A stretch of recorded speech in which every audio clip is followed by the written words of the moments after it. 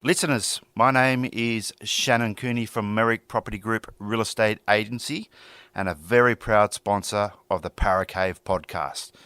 If you own a property in the Penrith LGA or Lower Blue Mountains and would like to know what it's worth in today's market, give me a call on 0421 588 445. Broadcasting live from the Paracave. Hello and welcome to another bumper episode of the Paracave podcast. My name is Troy Warner and I'll be your host this week and every single week.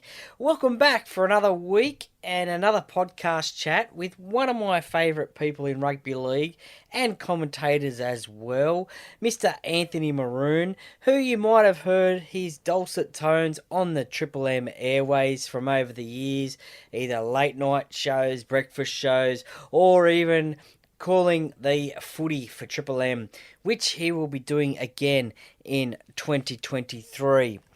I wanted to chat with Maroon simply because he is a rugby league fan and he supports the South Sydney Rabbitohs, in case you didn't know it. And I wanted to have a chat with a fan of the game and hear their rugby league stories, as I love hearing about their stories of their teams, as it brings back not only great memories for them, but it also, myself being a rugby league lover, it's something that I think I love doing as well, because I love to hear those stories, and it's something that I think I'm going to do more of in 2023, hearing the stories from the fans, because without the fans, who do you play for? So in 2023, there will be former player interviews, along with high-profile rugby league fans and their stories, but also your everyday rugby league fans as well. Something I'm really looking forward to getting into. Now, before we go on, did anyone happen to watch the podcast on YouTube at all? Please subscribe to the Paracave podcast on YouTube, as I'll be dabbling in putting some content onto the channel, with videos on there from the Zoom chats that I have with guests and other little excerpts each week of the weekly podcast. So please subscribe to not only the Paracave podcast on YouTube, but also Spotify and Apple, and that way you won't miss a thing. And during the year in 2023, there'll be some other exciting content and projects connected to the podcast coming later on in the year that I'm pretty excited to share with you a little bit later on.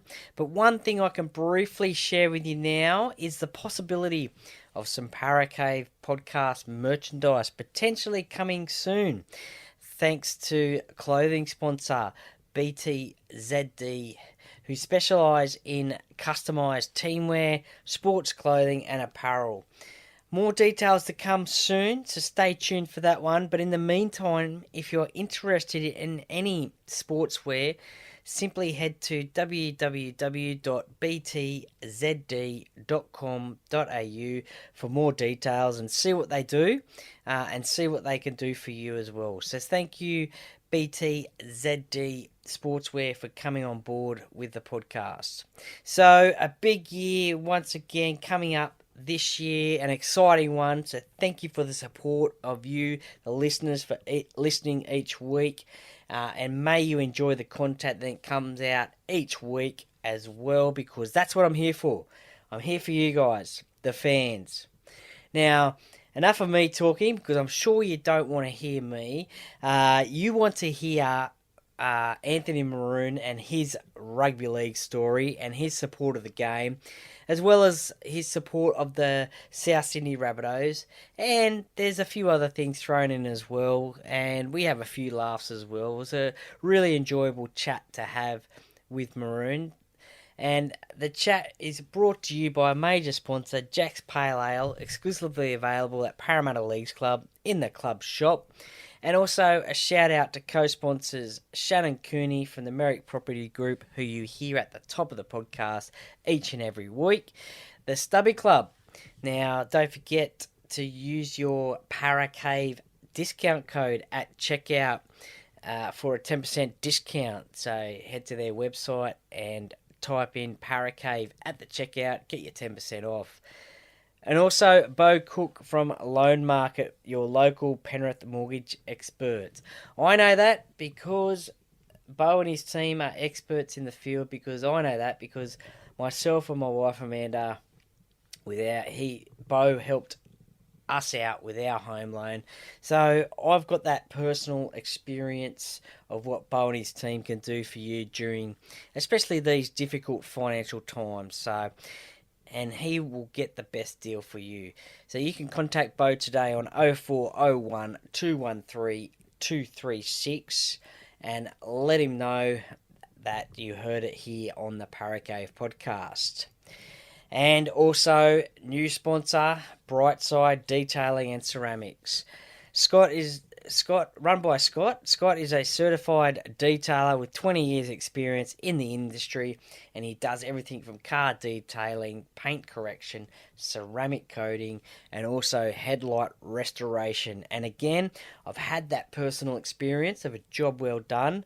Had the headlights on my car restored, and it was certainly mind-blowing, the difference from what they were to what they are, to what Scott made them look after. So you can contact Scott on Instagram at brightside_detailing_ceramics, or you can contact him on 0449 544 086, and again, let him know that you heard it here on the Paracave podcast. Thank you very much to all the sponsors. Without your support, it wouldn't make the podcast grow and reach more people. So with your support, it does, and it's very much appreciated. Now, enough of me talking, because I'm sure I've dabbled on a bit longer than what I wanted to, but you want to hear Anthony Maroon and his rugby league story, his support of the game, and also the Rabbitohs, and a few other things as well. So that's what you've been hanging out for. So, as Hindy says, get a beer, coffee, whatever you want. Sit back, relax, and enjoy, and let's get straight into it.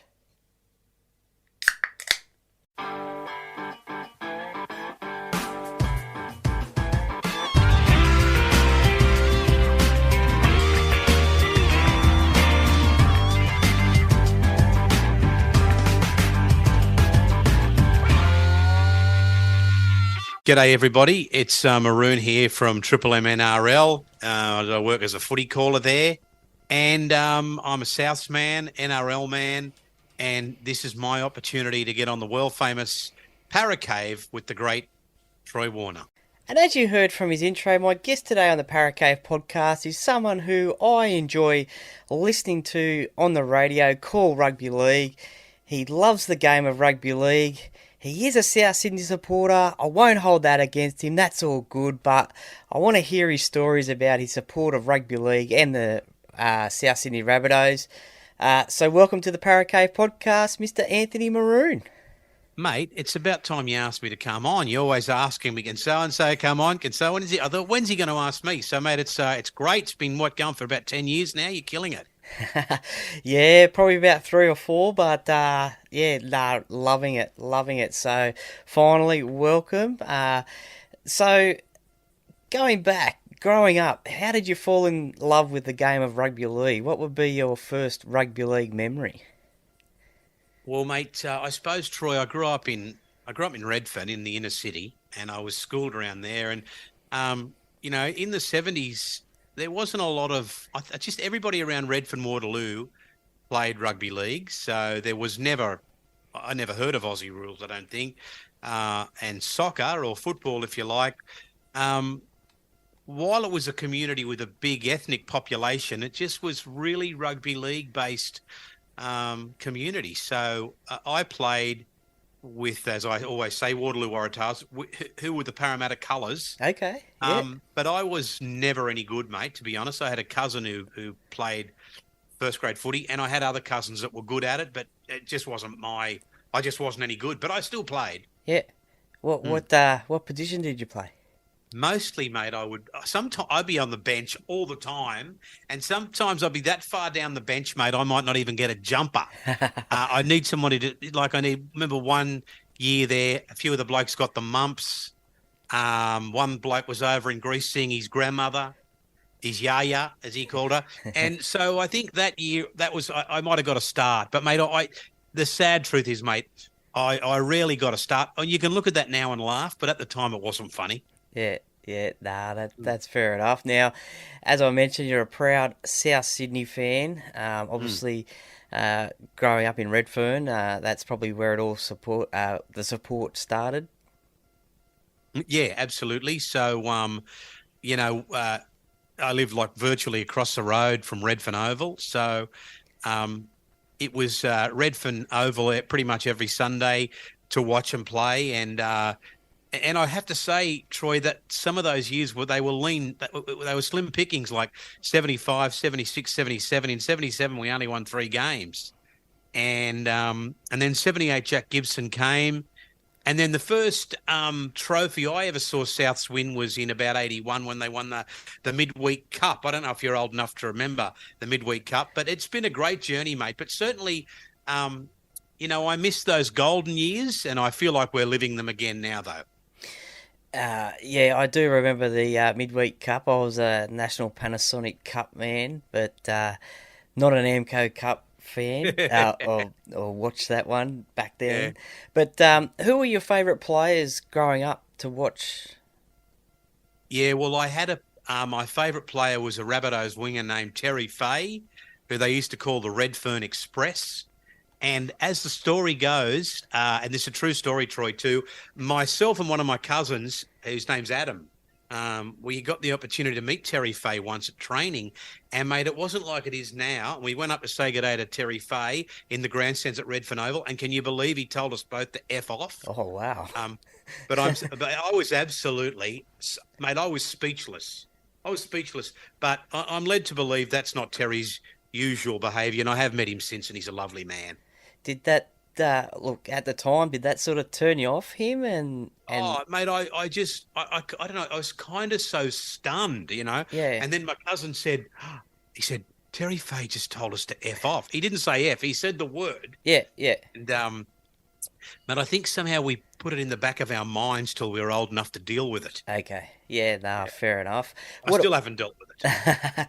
What about? Excuse me. What about some of your favourite all-time South Sydney players, even just recently?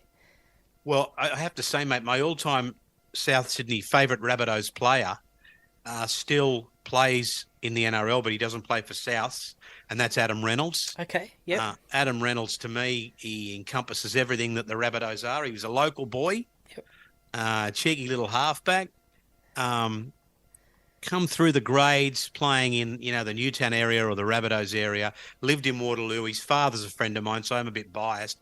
But he's a kid who's that old school, come through the grades with the club, make it to the top, take the club to a premiership, break point scoring records.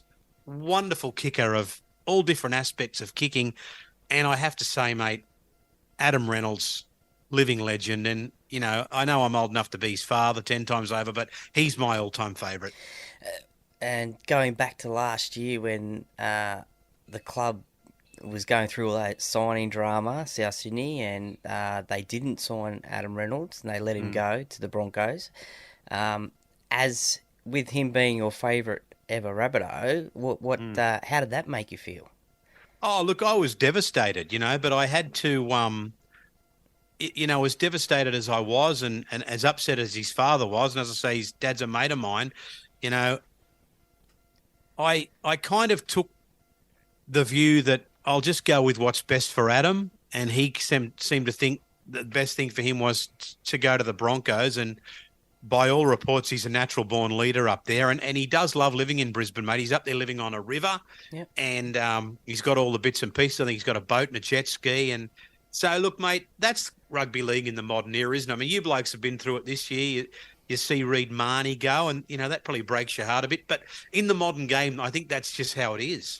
Yeah, no, unfortunately it is, and we wish Adam all the best in the Broncos this year, and he certainly had a great year last year, a few injuries, but he did have a great season last year.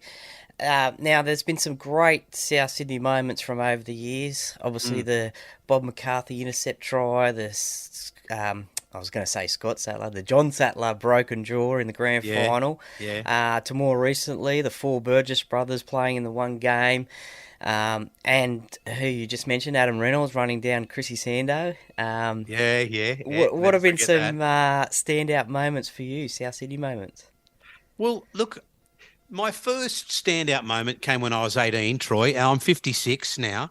So, you'd be old enough to remember back then if teams finished equal fifth, you'd play it off midweek. Yep. And in 84, they had to play Canberra. They beat Canberra. Then they had to play Manly, and Manly were up 14-0. Got back to 14 all, Souths did, and then won the game. Yeah. Wow. And for me at the time, that was the equivalent of winning the premiership, because I thought they were gone that day, and any sort of older South player would remember that. And then, mate, I go to the grand final, and I used to say, oh, you know what, I just want to see them play the grand final. I don't really care if they win or lose. And then that day in that grand final, Troy, you know what it's like, mate? It's like the grand final. It's like it goes forever. It's like the Bathurst 1000. And Yeah. we were up 6-0. Then it got to 6 all. Then we got to 8-6. And then you remember Burgess just burst through the middle and he put it under the post. So I thought to myself, we might have this mob. We're going to win the premiership. And they really did kick on that day. So I'd have to say that Burgess try. Yeah, no, it was definitely a cracker. Talking about that game, what are your memories of that night? Obviously, the Burgess try there, but that memory against the Bulldogs. Yeah, look, it was an amazing night, Troy.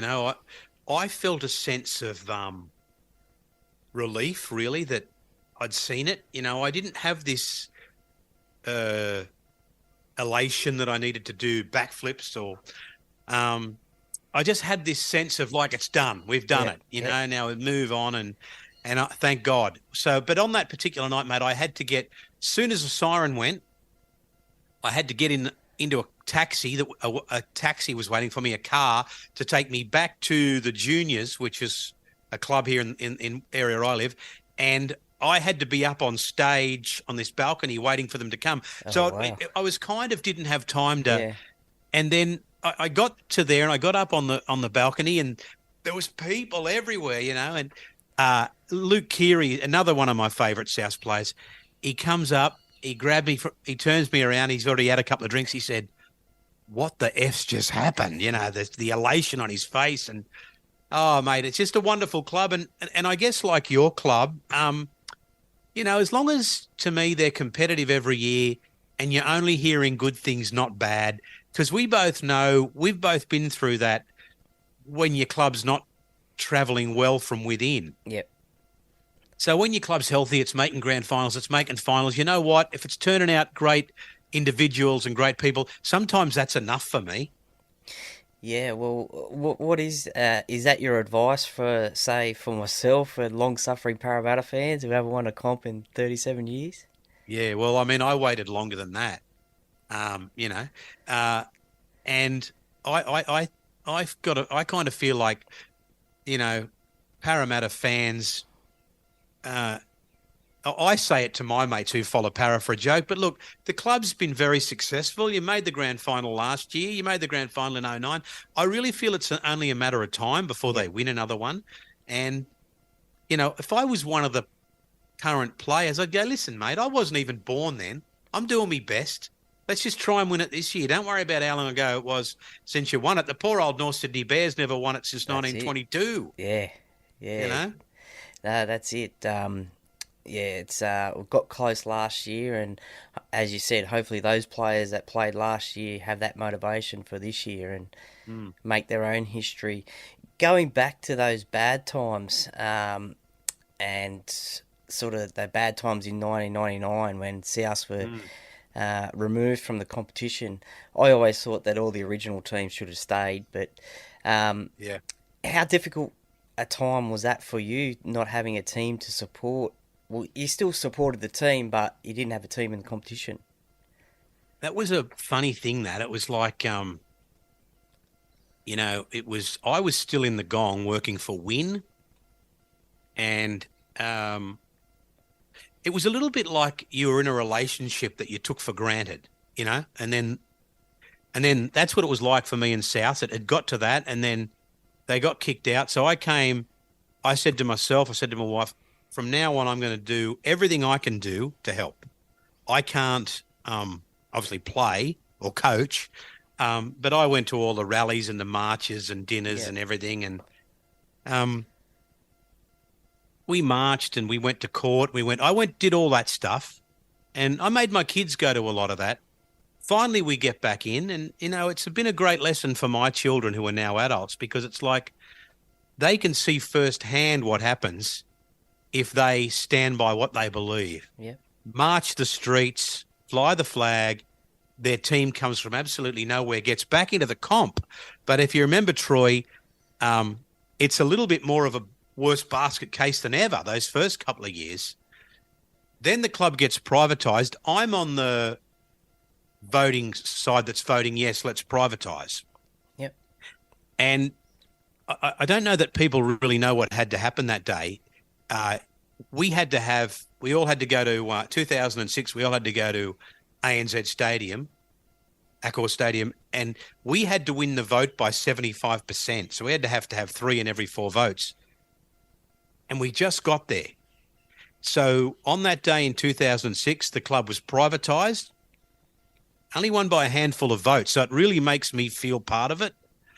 And from then on, as you'd be aware, mate, as a mad footy head, they've played in 8 prelims, 2 grand finals, and 1 a premiership.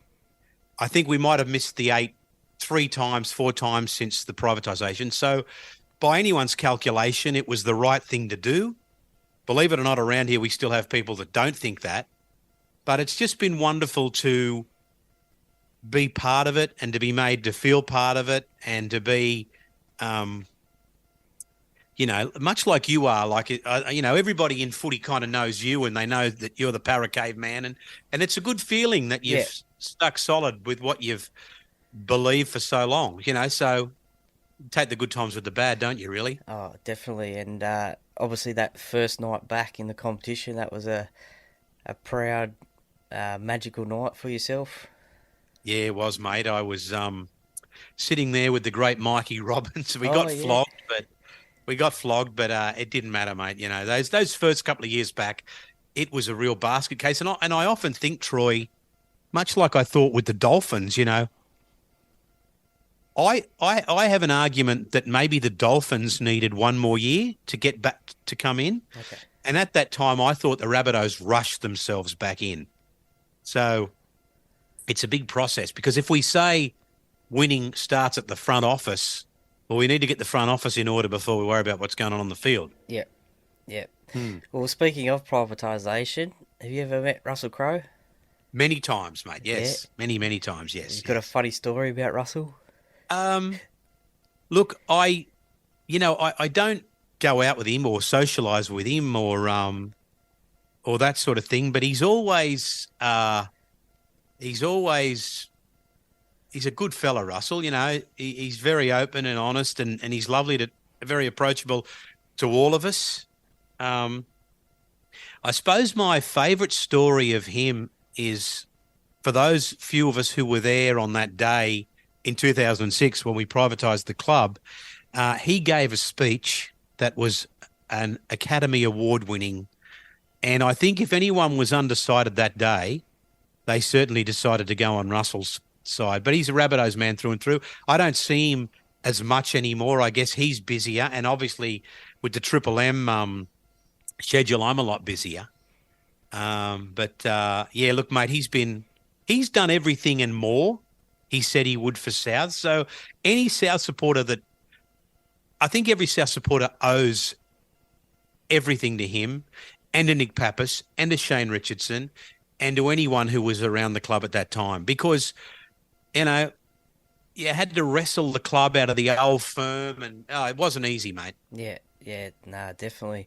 You just mentioned Triple M there, so a quick switch to your commentary work with Triple M. What's your favourite part about calling the games for Triple M? I mean, it's a dream job. Yeah, it is. Look, it's I don't know. I'm old enough, Troy, to not take it for granted.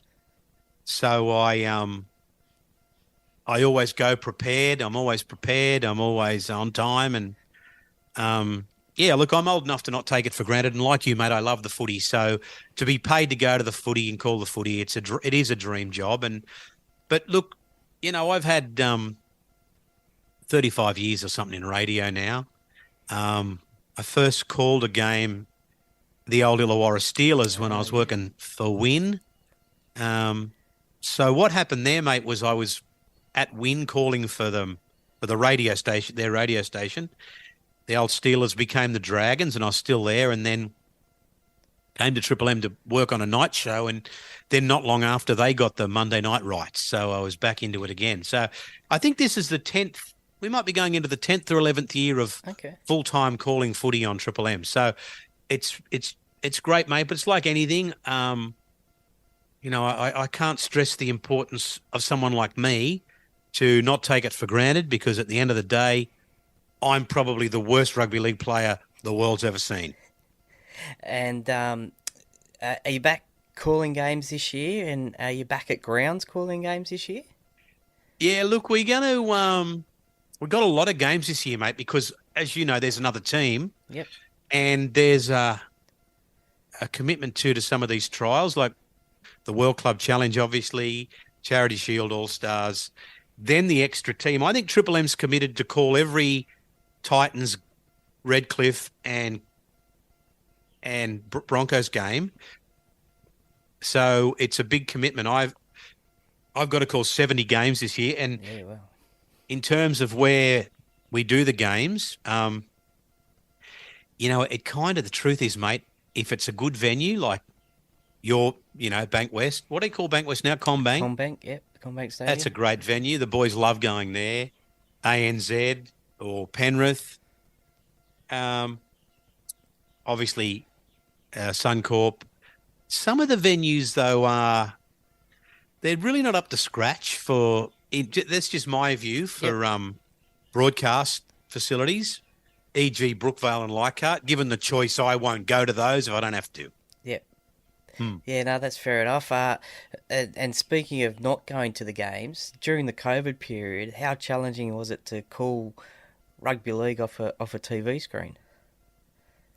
Oh, mate, it's not that hard, Troy. Like, I mean, say you look at Para run on a TV screen. Junior Paulo, Mitch Moses.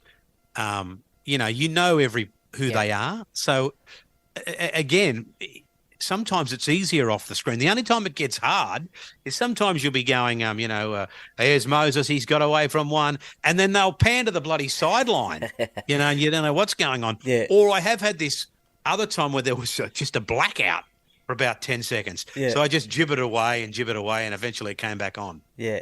Yeah, but I mean, obviously you prefer to be at the grounds calling the game live. Yeah, absolutely, mate, and getting the free pies and the free free sandwiches. Yeah, that's it. Well, speaking of one of your stable mates at Triple M, Gussie Warland, he's a mad Roosters supporter. Yeah, yeah. Do you guys have a bit of banter between each other when the South and the Roosters play? We do. Well, we used to. I don't see him so much anymore, but I love Gus. He's a he's a legend. very good human being, and not everyone in radio is, but he is. He's just a genuinely good human being. Troy, the first time I met him, I've been at Triple M for 100 years, but I had to leave for 3 years and go to this other shithole. And while I was over there, I went to watch a Souths Roosters game, and I was in a corporate box, and he was in a corporate box right beside. And he leant over and said something to me, and I thought, this bloke's an absolute turd. And wouldn't you know it, the Roosters flogged South that day. But not long after that, I was back at Triple M. And look, he's a great guy, does a lot of work for charity. Yep. And he's a real radio stalwart now. He's been around for a long time. And, yeah, look, we do have a little bit of fun, a little bit of banter. When Matty Johns was there, Matty used to say, give it to him, give it to him. Give it to him. When you go on, give it to him. So I used to, yeah. Yeah. You haven't made any outlandish bets, like if the Roosters win, you've got to get a tattoo or a Roosters tattoo or anything like that, like MG and Gus have done? Mate, if I had a Roosters tattoo, my father would be turning in his grave, Troy. Yeah, I don't blame you. But speaking of the Roosters, the Book of Feuds, we see the players getting into it each and every time, and the media as well. What is it about the Book of Feuds? What every time the Rabbitohs and the Roosters play? It's funny, isn't it? We go back to that. You can. I could talk about this all day, but the funny thing is, mate, in the Super League war, they said people don't want to see South play the Roosters; they want to see Melbourne play Adelaide. Like, have you ever seen anything more fierce than my mob versus the Roosters or your mob versus Penrith? Yeah. And I think the thing is, mate, like me growing up in Redfern, but went to school in the eastern suburbs, everybody around there is South or Roosters. And back in those days too, a lot of players played for both. And I don't know, it's kind of something instinctive that you're born, if you like the Rabbitohs, you're born to hate the Roosters. And like 1975, I'm 9. So really starting to come to the awareness of it all. Yep. They win the comp 38-0 over the Dragons. My mob finished dead last. So I hated them even more.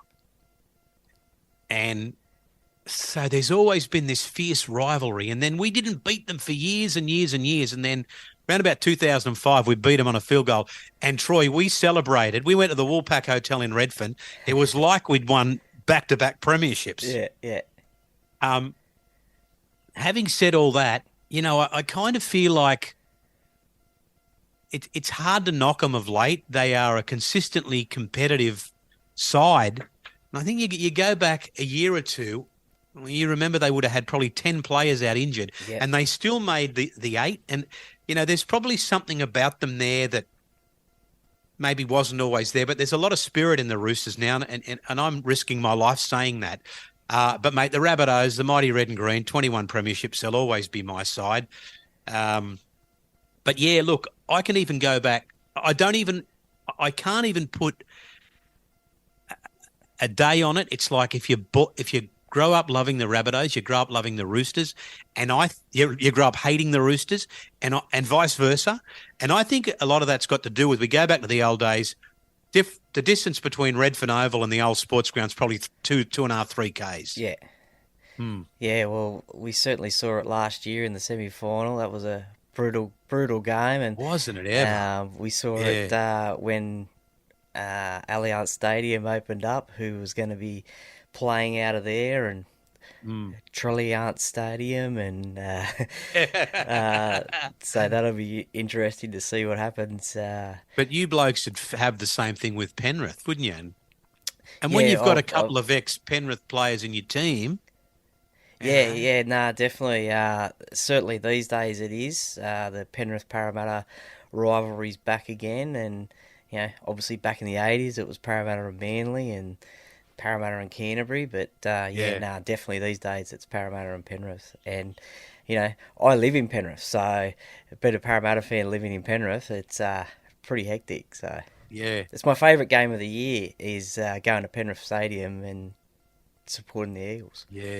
Yeah, you can't beat that sort of thing, mate. And, mate, wait till they win the grand final. People will be ringing you up. I want to come on the podcast.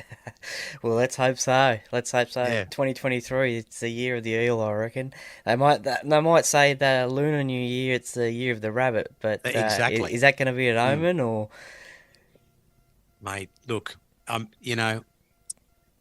it's going to be an interesting year. I really think, Troy, Penrith are going to be hard to beat. I know they've lost Kikau. I know they've lost Happy Coruscant, but I still think they're going to be hard to beat. Yeah, they're definitely going to be right up there, and it's going to be a cracker of the year. It's only under 40 days now till the comp starts. Can't wait. So, just before some common league questions, you do some sportsman's lunches that I've seen on social media. I'd love to get to one, but I'm always working on a Friday, so when they usually happen. But who is your favourite sportsman to do a lunch with? Oh, look, mate, I like them all for different reasons. But you know, I really like dealing with, I mean, MG and Daryl are like for me, they're the two easiest. Okay. You Yeah. know, they're set and forget. You want to come and do? Yep, I'll do it. There's no drama. There's no, Fletch and Hindy are great, but they're harder to get. Wendell's great, but he's working on the drive show now. Yep. So out of those kind of five, I'm probably missing one or two there, but at the end of last year, MG and I and Daryl went on a tour, and we went to Burrawa, Gundagai, Wagga, Cowra, Leeton, and geez, we had fun. They had so much fun. And then when we come back, myself and Fletch and Heidi did Goulburn and Canberra. So they're all good blokes, mate. Not everyone in rugby league's a good bloke, but all those blokes are. Yeah, no, definitely. I've had Daryl on the podcast. I've had Hindy on the podcast. Trying to get Fletch and trying to get MG as well. So maybe one day. Yeah. Is there a funny story that you could tell us from one of those sports lunches? Is there an exclusive? Mate, I've got a couple of beauties that only happened recently. And this one is didn't happen at a sports lunch. This happened. Aaron Woods, still playing in the NRL. Yeah. Aaron Woods and I and some other blokes had to go to Melbourne to call a game. And anyway, Wendell's there. So two stories into one here. Wendell's there, right? So the game ends. It's a final. So it might be, I think it was Canberra, Melbourne, but we were in Melbourne. And then the next game's Cronulla and I think Cowboys. So anyway, it's, in the finals. They're both on Saturday night. Yep. So the game ends. Wendell says, let's go. My mate, this makes sense, doesn't it, so far? Yeah. What I'm saying? Yeah. I say, the game ends. Wendell says, all right, we're all going back up to that pub. We're not going to have a big night. I'm going to have a couple of beers, he says. I'm going to have a feed. I'm going to watch the next game. Then I'm going home to bed. No problem. All right. So we go back to this pub, right? I get him he wants what do they call it? A pint. Yeah. He's had the pint. He's watching the game. He's had another pint. He's had another pint. The NRL finishes. The AFL's finishing. The AFL finishes. This band starts playing. So he gets up. Oh, yeah, he's the big dog's in town. The big dog's in town, takes his jacket off. People come from everywhere dancing with him, The big dog's in town. I said, come on, we've got to go home. I'm not going. He would not come home, right? He would not come home. So I don't know what happened to him. Me and Woodsy go back to the hotel. The next morning we wake up. I said, let's get some brekkie. He goes, let's go downstairs. It's $100 a head for the brekkie, but he says, I'll put it on my Triple M thing and they'll pay for it. Well, you don't have to ask me twice, right? So we go down to this thing, and there's bloody, bacon, mushrooms, sausages, a bloke making omelettes to order. It's the fanciest breakfast you ever seen in your life. I get all the bits and pieces. Woodsy goes and finds the biggest bowl and has the biggest bowl of Cocoa Pops you've ever seen in your life. And that's what he wanted for $100 a head. Meanwhile, we go back outside to the, shuttle cars picking us up to take to the airport. No Wendell, not in the car, not on the plane. Plane arrives in Sydney. We get a call from him. He goes, yeah, look, I meant to tell you guys, I had to do some business down here. So I don't know where he was or what he was doing, but he missed the whole thing. Two classic stories there. Where can people organise a sportsman's lunch if they're interested? Might have to have one here at the Para Cave one day. Yeah, mate, we've done a lot of the Para junior teams, Borkham Hills, I think, and obviously Wenty, but it's Anthony Maroon with two O's, Anthony Maroon at bigpond.com. Nice. Well, we'll put that up, and anyone interested, get some legends and have some fun. Are you still doing the trivia nights? Mate, I don't really. My old mate Robbie Duckworth was away, so I filled in for him, and I've been doing a little one at Wenty, but I'm going to have to wrap that up before the footy starts. But I do love doing that sort of thing. It's just a time thing these days. Yeah, I remember back in the day, you used to do it at Panthers down the road there. I was there a couple of Did times. you used to come to that? Yeah, a couple of times I went Did down you? there. Yeah, Well, you weren't famous then. You weren't Nah, famous then like nah. that now. Nah. But yeah, love me trivia. So, I tell you what, mate, geez, you got enough shit in there. You didn't want that to go up in flames. Hey? oh mate, it's gold. It's not shit. It's Gotta gold. look at it all, mate. Have you ever tried to organise it? Yeah, nah, all the time. God help your missus if you ever drop dead, mate. I don't know how they'll sort through that. Oh, she'll be right, mate. She'll make a She'll fortune. have an auction. Yeah, she'll Pay make the a, house off. Yeah, she'll make a fortune. Yeah. All right, time for some common league questions. Who's your favourite rugby league commentator to commentate with? Oh, but favourite bloke to work with? Well, I love working with Woodsy. I love working with Wendell. And I love working with Ryan. Geez, that's a hard one. I really love working with all of them. And Yeah. I particularly thought it was a real honour and a privilege to work with Sterlo. Oh yeah, great. Legend of Parramatta, legend of rugby league, and great bloke as well. Is there a commentator that you would love to work with that you haven't had the opportunity to work with at all? Not really, mate. I mean, they're all just other blokes to me. I think of all the commentators, I hope it will sound biased, but I'm not being biased. I think the best commentator at the moment is Dan, at Fox. Yep. And at Triple M. And I mean that from the heart. I'm not saying that because I consider him a friend. Yeah, no, he's certainly an all-rounder too. He's doing the cricket as well. Cricket. And so summer and winter. So, yeah, busy man. Who has been the toughest player to interview post-game? Mate, geez, I tell you what, some of them, you can't shut them up. Others, you can't get a word out of them. So, the hardest ones you get, Troy, and you might get this too, if you approach a club and say, hey, we need someone to interview or we need someone to come to this function, they'll send you the kid that's played 3 minutes of first grade and he just turned 18, and the poor little bugger's so nervous, stuttering and stammering because he's not used to it. So, my old mate Isaac Luke, old bully, he'd give you one-word answers and he'd be tugging on the back of your shirt or pinching you on the arse or something like that. So, you kind of get used to them. But, then you get the other end of the spectrum and you can't shut them up. So, say Isaac Luke's been the worst. Yeah, okay, fair enough. Do you think maybe rugby league media should sort of maybe follow in the footsteps of maybe supercars media? Like supercars seem to have a lot more access to like drivers and whatever. Yeah. Yeah, I know what you mean. Yeah.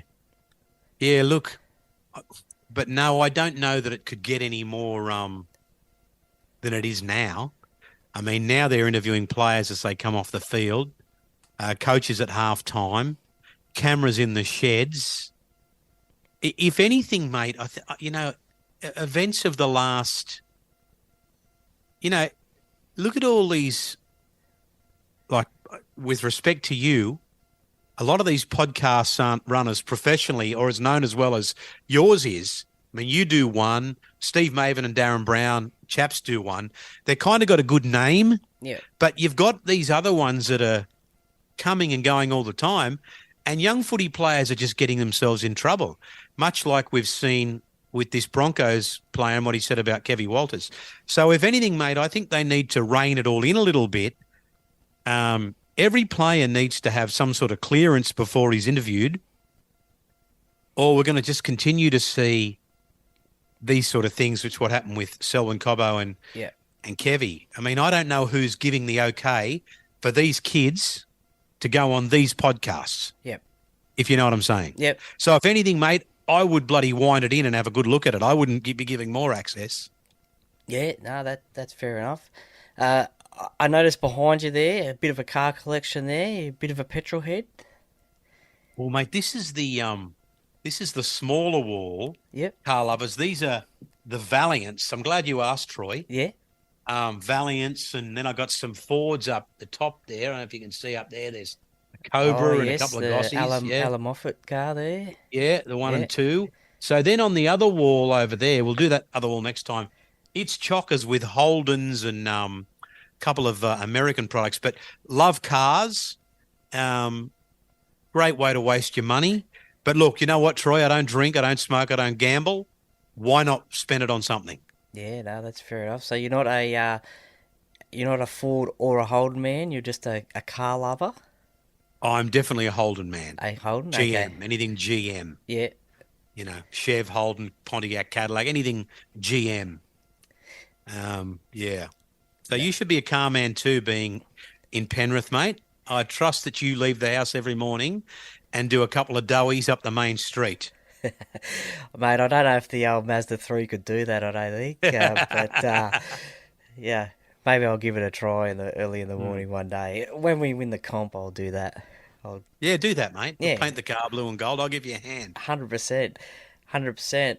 All right, we'll wrap things up with the personality questions, a set of 6, as I like to call them. What's your favourite holiday destination and why? Where do you love Call me to a go? bogan, mate. Call me a bogan, but I go there about 8 times a year, the Gold Coast. Oh, mate, that great place. Shout Love out it. to my auntie, lives up there, Palm Beach. Where does she live? Palm Beach, beautiful. Yeah, right on the beach. So stay with her with the when Paris playing up in Queensland. So it's great.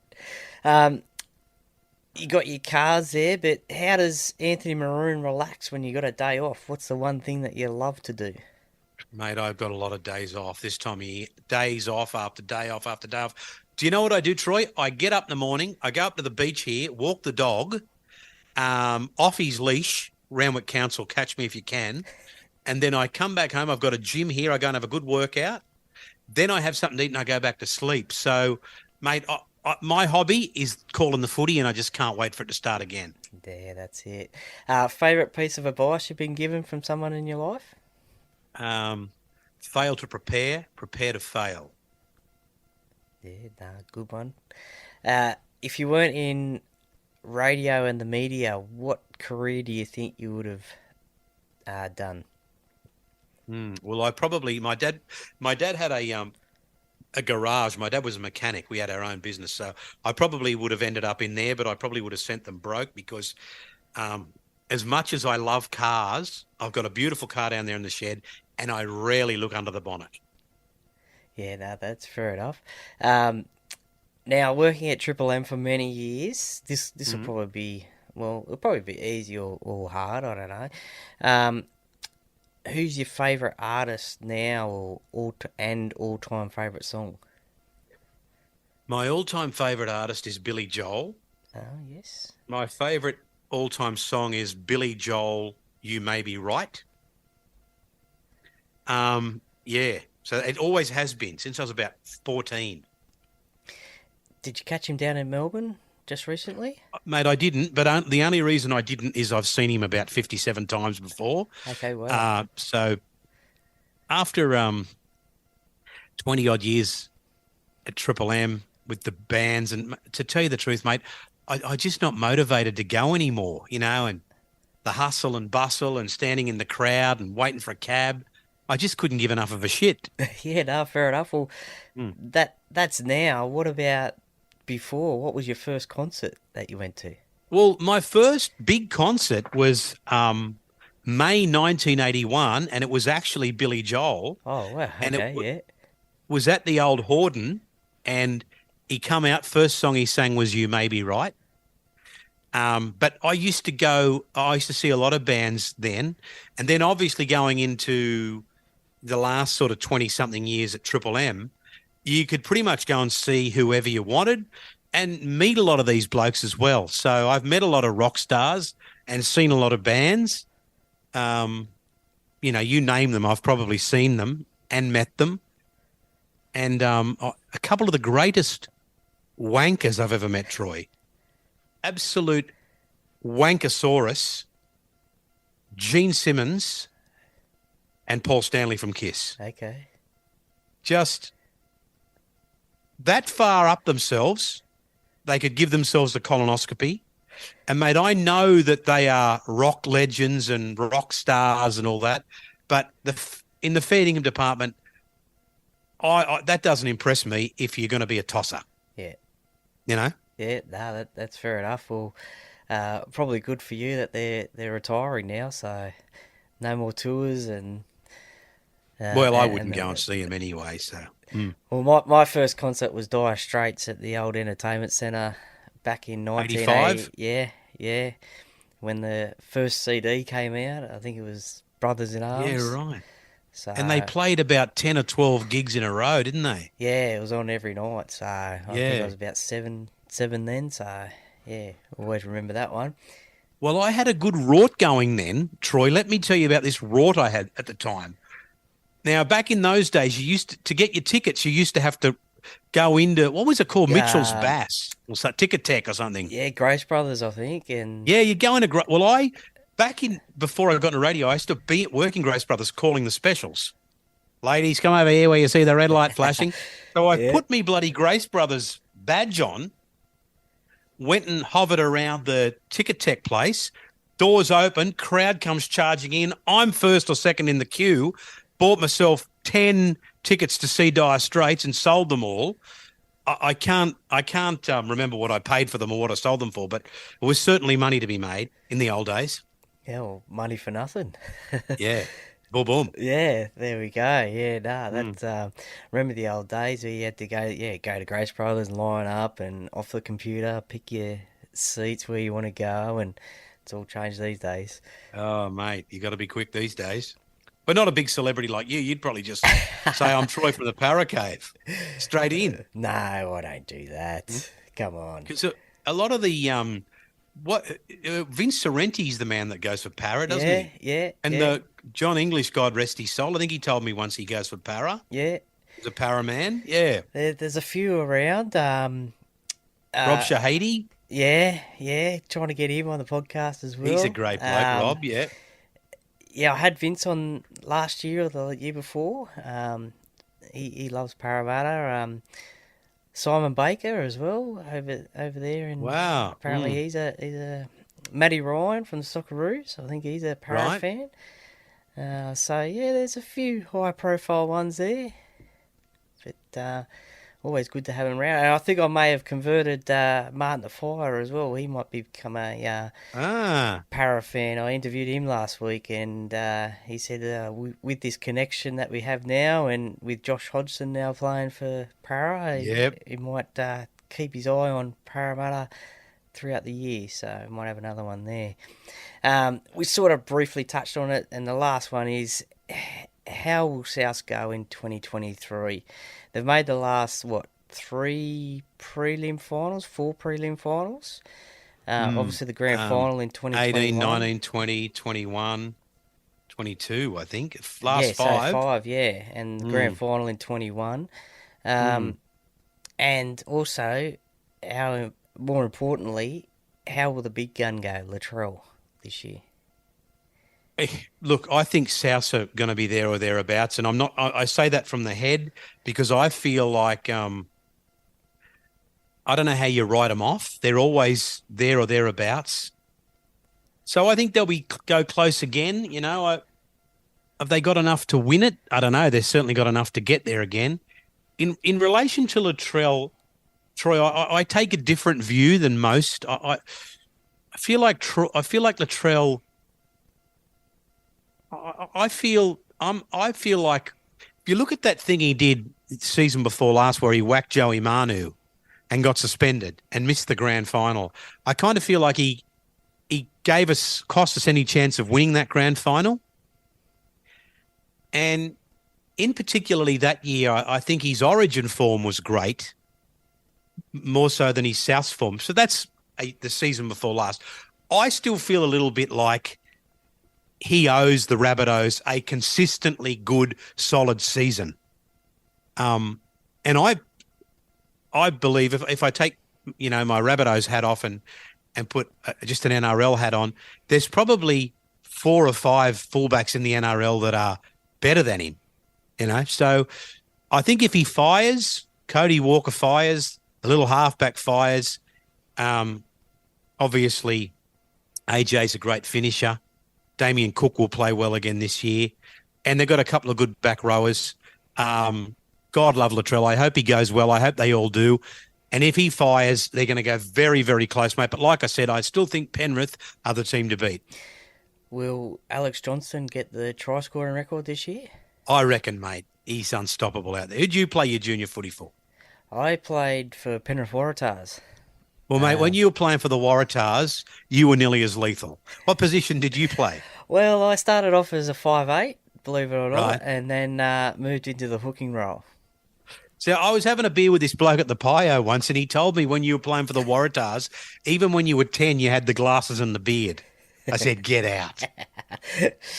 Yeah, nah. I used to wear the big shoulder pads though, and The mouth guard. Yeah, the mouth guard, and later on in the career, I put the headgear on, and I wasn't much of a tackling machine, so Yeah, I was a turnstile, mate, so don't worry about yeah, that. I was the same, and I did get the one year I did get a penalty try off a female referee playing out at Windsor in a semi-final. Put the little grubber through and got taken out and got awarded a penalty try, so I was happy about that. And my other claim to fame is I played against Craig Gower once in a schoolboy competition, and he ran over the top of me and scored a try under the post. So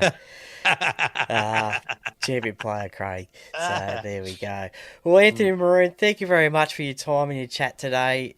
Really enjoyed it. I could have spoken for hours. Love listening to your stories. I hope to catch up again at a game, and maybe even one day here at the Para Cave. Yep. So good luck to the Rabbitohs. Not as much as luck to Parramatta, but maybe we'll catch up at Parramatta versus the Rabbitohs. And so thank you very much for coming on the Para Cave podcast today.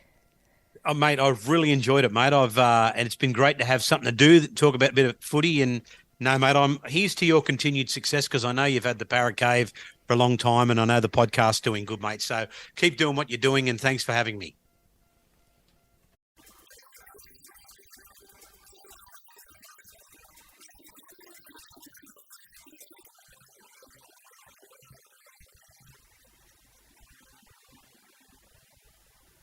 Well, welcome back, and thanks for listening to Anthony Maroon and his rugby league story. And it was quite a interesting story. It was about his support of not only the game of rugby league but also the South Sydney Rabbitohs. I love hearing those old rugby league stories. And don't forget, listeners, in season 2023, you can catch Maroon on the Triple M airwaves calling the games.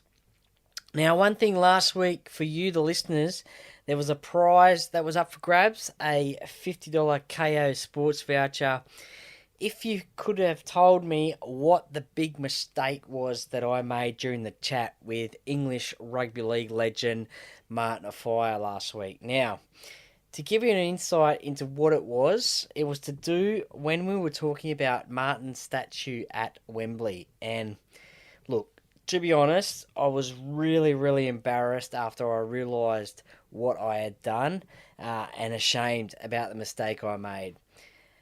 What happened was, to give you a little bit of an insight, I was rattling off rugby league statues in Australia, and can you believe it, I forgot to mention the greatest one of them all, the greatest rugby league statue in Australia, the Ray Price statue at CommBank Stadium. Now, how could I forget that one? And it was a massive mistake, and apologise to Ray for forgetting about his statue. I will assure you it will never happen again. But yeah, so embarrassing to forget the Ray Price statue at CommBank Stadium. How could I do that? I rattled off Jonathan Thurston, Wally Lewis, Cameron Smith, Billy Slater. I mentioned all those ones, but I didn't even mention Ray Price, who played for the team that I love, the Parramatta Eels. How could I do that? But anyway, that was last week. And congratulations to Glenn Minute, who messaged me on Facebook. You have won yourself a $50 KO Sports voucher. So just send me a DM with your details and I'll get that one out to you. And listeners, once again, I'm sorry. I apologise. I forgot the Ray Price statue. How embarrassing.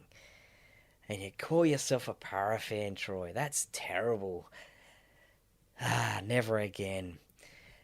Once again, a quick shout out and thanks to Jack's Pale Ale, a fantastic major sponsor of the podcast, for supporting the podcast. Don't forget, Jack's Pale Ale is back in stock and available to purchase in the club shop.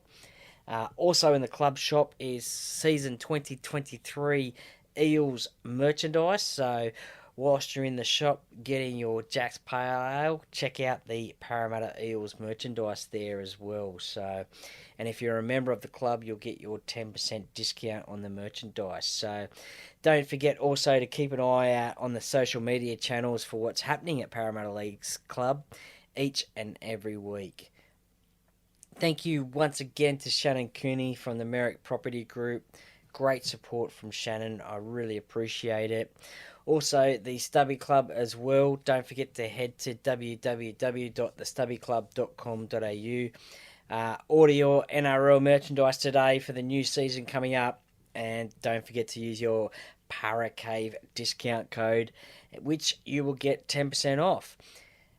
Beau Cook as well from Loan Market. Once again, his contact number is 0401 213 236. Get in contact with him for a free chat and see how he and his team can help you get on your top of your home loan and find you that best deal.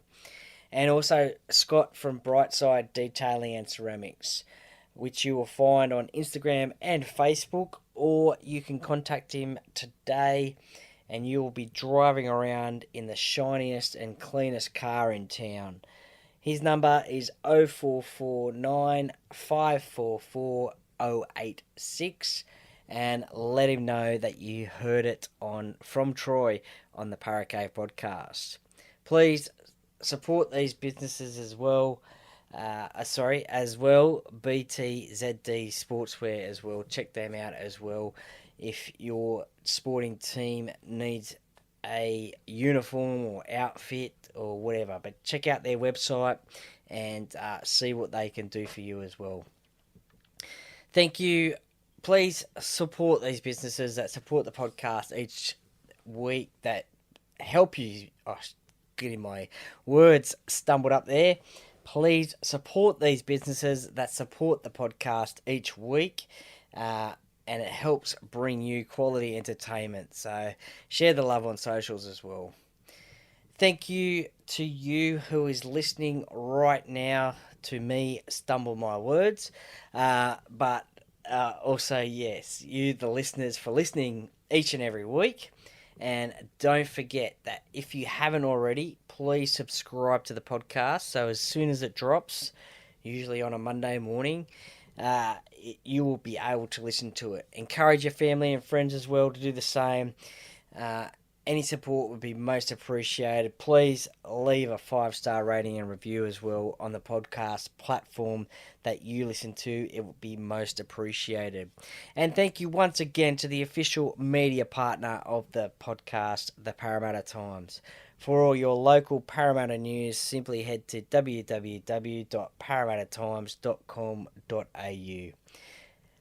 Have a great week as best you can. Thank you very much for listening once again. Follow the podcast on the social media channels for some interesting content, and you will also see who is coming up on the podcast, both on Instagram and Facebook. But to sign off the show, and as I always say, the Paracave podcast, by the fan, for the fans. Go Para!